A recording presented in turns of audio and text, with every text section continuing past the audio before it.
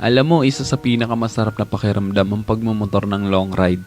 Yung tipong pagsakay mo pa lang ng motor, pagpaandar ng engine, may mararamdaman ka ng kakaibang saya. Dahil kapag nagmumotor ka sa mahabang biyahe, talagang nakakawala ng stress at ma-appreciate mo pa ang ganda ng mundo. Yung tipong habang nagmumotor ka, masasabi mo na lang sa sarili mo na, wow, ang sarap palang mabuhay. Ang ganda pala ng mundo. Lalo na kapag ang patakbo mo yung chill lang, yung ini-enjoy mo lang talaga ang moment. Madami kasi tayo kanya-kanyang problema sa buhay.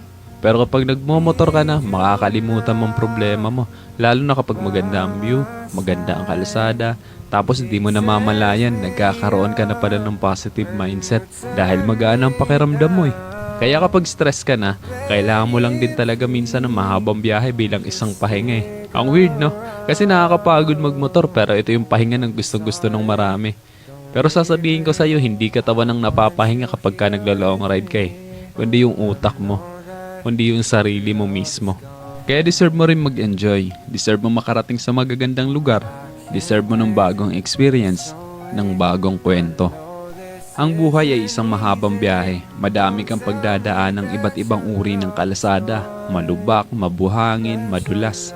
Kailangan mo lang din talaga maging maingat. At pwede kang huminto para magpahinga. Tapos, biyahe na ulit.